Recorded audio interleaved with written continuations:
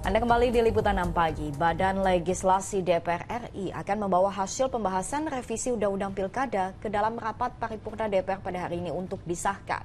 Ya, sejumlah pasal krusial jadi sorotan publik. Benarkah DPR abaikan putusan MK? Kita diskusi.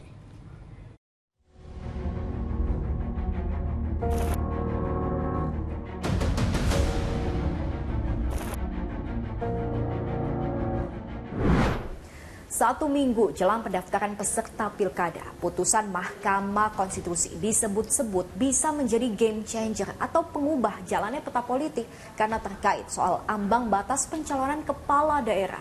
Tapi hanya butuh 1 hari setelahnya bagi DPR dan pemerintah menggelar rapat kerja untuk merevisi Undang-Undang Pilkada. Mungkinkah ada upaya untuk membatalkan putusan MK? Kita diskusi. Namanya juga politik, apapun bisa terjadi. Setelah kita nggak lupa dengan drama Pilpres pada akhir tahun lalu, saat ini pun emosi masyarakat dibuat kembali teraduk-aduk dengan adanya drama Pilkada Tanah Air. Selasa 20 Agustus 2024, artinya tepat 1 minggu jelang pendaftaran bakal calon pasangan kepala daerah.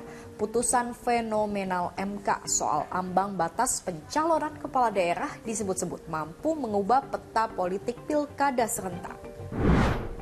Tapi nggak sampai 24 jam setelah putusan itu, DPR dan pemerintah langsung menggelar rapat kerja untuk membahas revisi Undang-Undang Pilkada.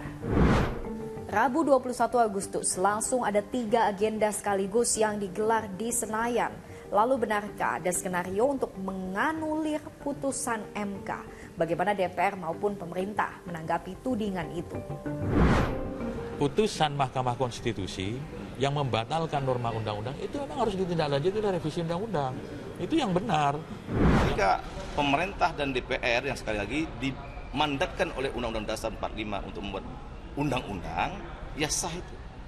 Ya, jadi kan di antara dua pilihan itu mana yang diambil oleh pembuat undang-undang? Ketika pemerintah dan DPR bersepakat, ya itulah undang-undang.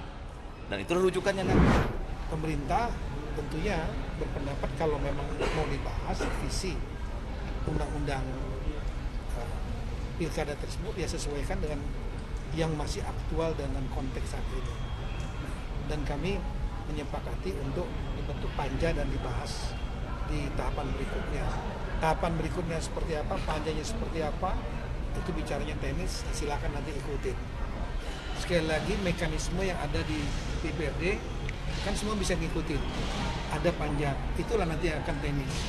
Bagaimana nanti pendapat pemerintah, bagaimana pendapat dari teman-teman fraksi, bagaimana kesepakatannya, apakah nanti aklamasi ataukah seperti apa, ada yang pro kontra, ada dinamika, tolong diikuti.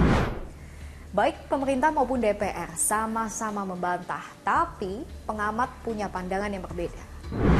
Ada upaya DPR dan pemerintah dalam revisi Undang-Undang Pilkada ini untuk mengubah sebagian atau keseluruhan dari maksud putusan Mahkamah Konstitusi, maka tentu itu adalah upaya menentang putusan Mahkamah Konstitusi dan tujuannya bisa berupa sebagai upaya against the Constitution, jadi mengabaikan Undang-Undang Dasar, dan itu tentu saja tidak dibenarkan.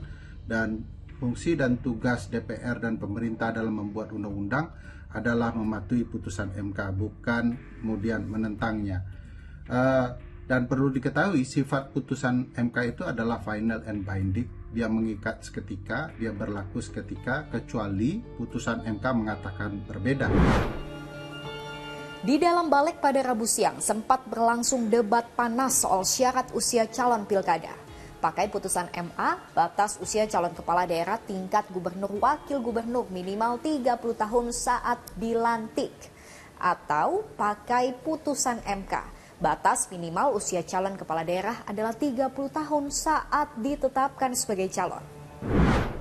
Balik kemudian sepakat syarat minimal usia cagup adalah mengikuti putusan Mahkamah Agung. Ambang batas pencalonan kepala daerah pun menuai banyak perdebatan. Ada fraksi yang mengupayakan putusan MK bisa berlaku, yaitu parpol tanpa kursi DPRD bisa mengajukan calon kepala daerah.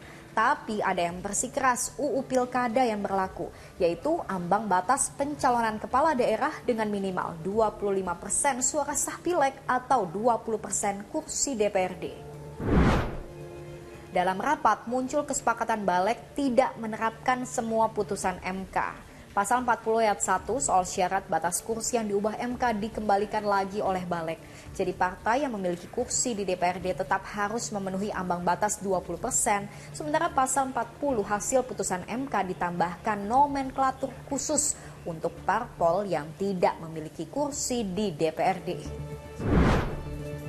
Namanya perbedaan pandangan dan pendapat dalam demokrasi tentu sah-sah saja. Tapi ini yang dikhawatirkan kalau revisi Undang-Undang Pilkada dilakukan tanpa mempertimbangkan putusan MK. Tidak boleh kemudian DPR dan pemerintah mengabaikan putusan MK dengan berupaya menggunakan kewenangannya.